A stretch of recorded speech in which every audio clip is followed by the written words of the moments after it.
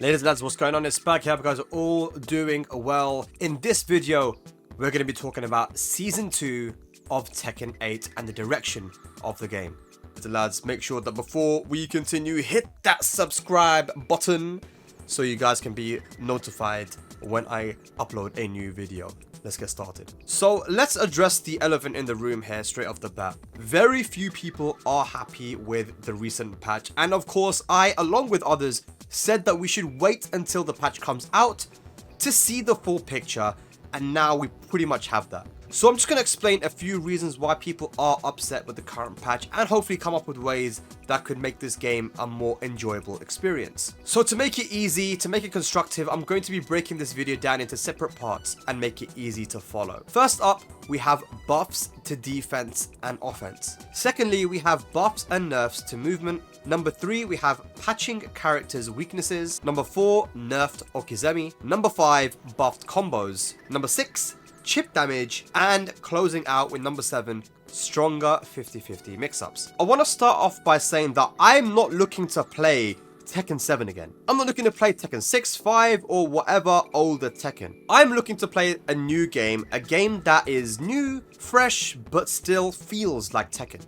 And that is one of the reasons why people were making complaints, because they felt like this Tekken felt a lot different to past iterations. So for Season 1, there were a camp of people that really liked the game, didn't really have much to complain about, and then there was a camp that really didn't like the game and had a lot to complain about. But of course, there was the people in between who kind of liked the game, but still had issues with it, you know, they wanted some tweaks here and there. So there were a lot of different opinions when it comes to Season 1 of Tekken 8. And I think that made it hard for the developers to know exactly what to change. However, there were some changes that were proposed that a lot of people were talking about, and these are changes that you have to be very careful with making because it is going to have a huge impact on the game itself. So starting off with number 1, buffs to defense and offense. So for Season 2, in the beginning it was looking good when the developers showed mechanics such as being able to sidestep from crouch, because it was a way to show that movement was being buffed. It was giving us counterplay in situations where it didn't exist before.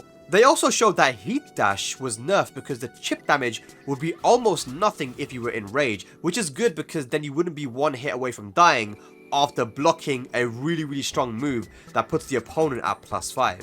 So after seeing these changes, the community was very hopeful. Defense has been buffed.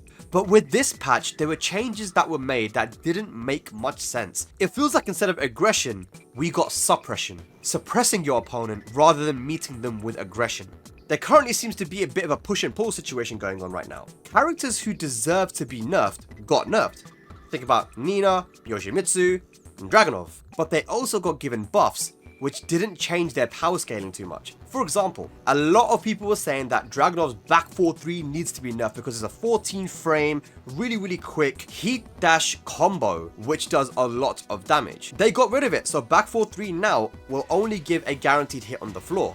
But then they replaced that with Dragunov having an I-12 while standing shoulder, which has become a heat dash combo. A 12 frame punish, ladies and lads, that has become a combo, a 12 frame combo, a 12 frame launcher in heat, which by the way you could do from QCF. So QCF 1+2, boom, heat engager, and boom, do it again, heat dash combo. So the simple solution to this is just to accept that nerfing characters can be done without adding additional tactics to compensate for the nerfs. Nerfing a character can often give that character a lot more depth because they'll be forced to use other tools. The best example of this is probably the nerf to Clive's forward 1+2. When Clive released, forward 1+2 basically did everything.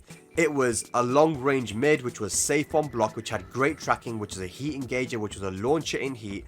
There was no reason to just not throw it out all the time. But as soon as they nerfed it, it opened up the other tools that Clive had, which made him a lot more fun to play with and to watch. So number 2, buffs and nerfs to movement. So movement has been buffed. We can sidestep from crouch now. The movement feels really good. But characters have been given new moves which have so much option coverage that the movement buff is not very apparent. For example, the new jumping clap makes some noise from Jack 8, which is heavily plus and can be done from his 2-1 punish. This is probably one of the most broken moves in the game that we've seen in a long time, but it's a move which doesn't give the defender much option. Shaheen sidestep 1+2, which is another new move that they added to Shaheen, which is super strong. It's +5, it's done out of the sidestep, and it gives you so much plus frames on hits that it just feels like there's very little counterplay to that too. So even if movement has been buffed, that move is just so hard to work around. Jun's Miare back 1+2. This has been a very big topic in the community ever since they showed it on the Tekken Talk. It's a homing plus on block move which puts Jun into stance. You can kind of loop it. You can loop it into other stances which have plus frames. You can do forward 1+2 now into stance. And it's just like, it feels like even though your movement has been buffed mechanically, you can't actually use that new buffed movement against this move. So even if movement has been buffed, it just feels like you can't do much against it. Zafina back 1+2. Now, I know Zafina, a lot of people feel like she's been nerfed overall, which, look, I was a Zafina main. I don't understand why she was nerfed when other characters were buffed, who were stronger than her in Season 1, but I'm actually not against her being nerfed because I want everyone to be nerfed. But back 1+2 is a move which is very interesting because it does chip damage to herself, but it also does a ton of chip damage to the opponent and pushes them so far back that you're basically at range 3 and you can just keep on spamming it, you know? So you can keep on chipping down your opponent, even if you're chipping down yourself as well at the same time. It is a move that, again, because it's homing, because it has long range as a mid, it's safe on block, it has very little counterplay. And one more example I want to give is Victor's up forward 1-1. Victor's up forward 1-1 now, you can go into his Perfumer stance, and you can do Perfumer 1+2, which is a plus on block move from the stance. And after up forward 1-1, there's actually zero counterplay to that. So Victor goes for his punish, up forward 1-1, and then you have to hold the plus on block move afterwards. There's no counterplay, you can't sidestep, you can't even rage art.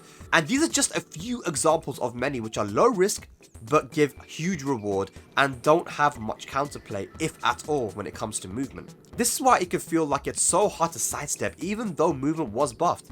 So this can be fixed by carefully looking at each character and seeing if they have moves that have little risk compared to the reward and too much coverage, and make sure that there is counterplay. The worst feeling in the game right now is knowing what your opponent is going to do but be powerless to do anything about it, especially in a game like Tekken, which is known for its multiple options and routes for winning with movement and with punishment.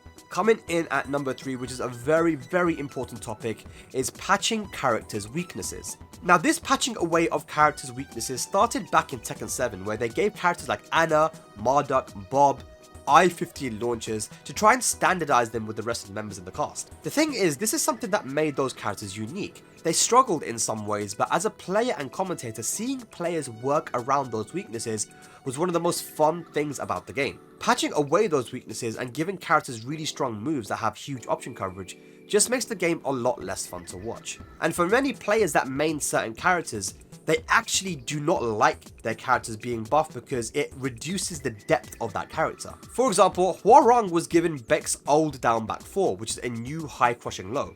High crushing was something that Hwoarang wasn't really good at, but it's a new thing that he can do, as well as RFS 4-3, which is a move that's super strong in chasing backdashes. Backdashing and using jabs was a very strong thing to do against Hwoarang because he wasn't able to high crush very easily, and Hwoarang was very strong in that close range, so backdashing against him was very important. And now he has 2 options that were given to him in this season which covered those weaknesses. Another massive one is Kazuya's new move up 1, which is a safe on block homing mid. One of Kazuya's weaknesses everybody knows was always lateral movement, specifically his sidewalk left. In fact, it was something that you could say was an identity trait. Sidewalk left versus the Mishimas. And if anything, Kazuya players just feel like kind of angry that they have this new option that can cover that sidestep.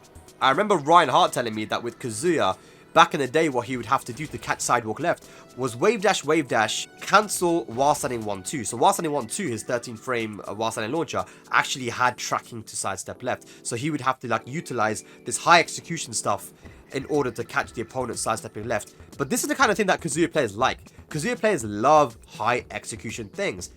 And introducing this move kind of feels like they've taken away that execution and that depth to that character. Another final example I want to give, and there's many examples that I could give, but one final thing I want to give is that Lily didn't really have a way to get in. She didn't have a classic running move like Kuma's running 1+2 or Dragnar's running 2, Victor's running 2, these type of moves. She did have a slash kick, but now she's given a new running move that allows her to get in. Like I said, these are only a few examples, but it's important to keep characters having weaknesses and try not to standardize move lists. This is so there can be clear counterplay and strategies, but also weaknesses shape a character's identity. Working around a character's weaknesses is one of the most fun things about Tekken. So I'll give you an example. One thing that I really loved about Tekken 7 was that, okay, I'm playing Kazumi. Now everyone knows Kazumi is weak to sidestep right. So I'm using Kazumi, and then now I'm looking at my opponent who knows that that's my weakness, is sidestepping right, and then I'm using moves that track to sidestep right, like down forward 4 and back 2. Obviously these are like Tekken 7 examples, right? But I played a lot of Kazumi back in Tekken 7, and I just remember I loved being able to beat people trying to counterplay me. But it adds a depth to the game which is super fun to play. Weaknesses are not a bad thing. Weaknesses actually add more to the game than they take away. And I think nerfs are the same thing. Nerfing characters actually adds more depth rather than taking it away. Alright, number 4, Nerfed Okizeme. So Okizeme has been changed throughout the years in Tekken, and it's changed in this season too. And it hasn't been talked about a lot. Oftentimes, if you got hit by certain moves, you could hold back to get out of follow-up hits. For example, the Dragon of Running 2. However, the game now automatically backrolls for you after certain hits like the Dragon of Running 2 and certain slash kicks. And this is probably going to have a knock-on effect with other characters, nerfing Okizeme options. Now actually, I'm not super against this. I know that it's something that people have been talking about, but I'm not super against certain Okizeme being gone, like, you know, after Running 2. Sometimes you'll mess up holding back. It's a small thing, right? But one thing that I think would be really good is to go back to the way that older Tekkens dealt with Oki, by making you lose your turn after doing the max damage wall combo, but less damage if you want to keep up the pressure with Okizeme. Right now, if you do your max damage combo at the wall, it often gives you a flip over, or it allows you to continue on your offense. That can be really scary because there are some crazy strong wall combos which will allow people to get not only some huge damage, but also give them the Okizeme as well. You're kind of getting everything given to you. So number 5, buffed combos. Now season 2 has also introduced a variety of strong aerial tailspin moves which has sent combo damage through the roof. This happened after many people were already concerned with the amount of damage that certain characters were able to do in combos. Now remember in Tekken 7 where mid 60s was seen as high damage for combos that started from a 15 or 60 frame launcher. For example, I remember Katarina could do about 65 damage from a hop kick, and she was a high damage character. She was known to be a character that had good damage from a hop kick, right? And depending on the character, it could be higher. Characters like the Mishimus and Armor King that had these dark upper and electric moves obviously will do more damage, but that was something that also contributed to that character's identity. But right now in Season 2, characters are doing so much damage, and strong aerial tailspins are allowing characters to get the wall a lot easier in order to do these big heavy wall combos. But in general, even without walls, the combo damage is really high. So I think that less damage in combos is always going to be a good thing. I don't think anybody would be angry. If anything, people would be very happy if combo damage was reduced across the board.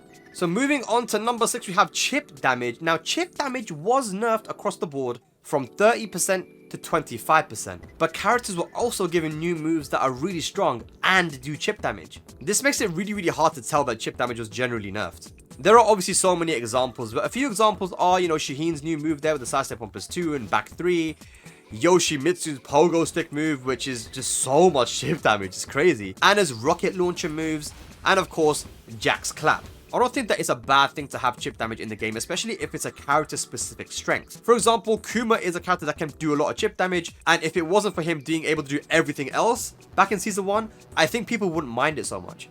And if Anna's able to do huge chip damage, she shouldn't be able to do other things as well. I think it should be a very character specific strength. And all of this is just about giving identity back. I think that if some characters are able to do big chip damage, but they lack in other areas, for me, that is actually really cool. And I'm not sure if anybody would be against that, to be fair. But the fact that certain characters like Shaheen now are still able to do everything, as well as putting on a crazy amount of chip damage, I think that's not really that cool.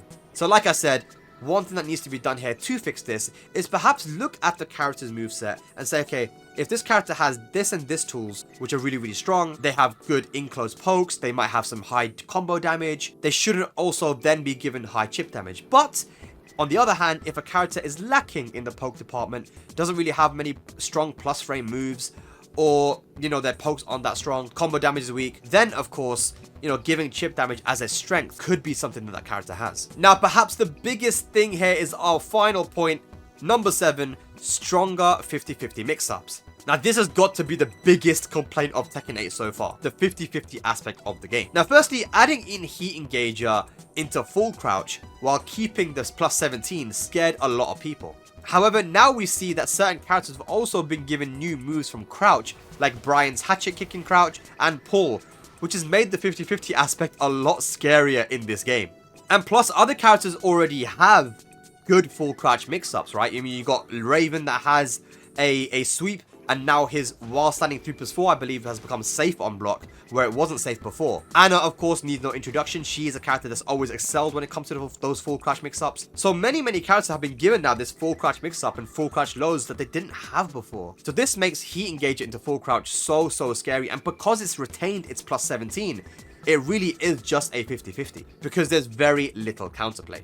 And talking about plus 17, I do believe that Heat Engager still being plus 17 is way too high, and I'll explain why later. So right now, outside of Heat, there are still too many examples to show for improved 50-50s. But some of them include Shaheen now having a sidestep mix-up with sidestep 1+2 and sidestep 2, Victor now having a running mid with running 2, but also now a running low, Leo having a high crushing low that's -12 from the box stance, but also retaining the Bok 2, which is a safe mid launcher.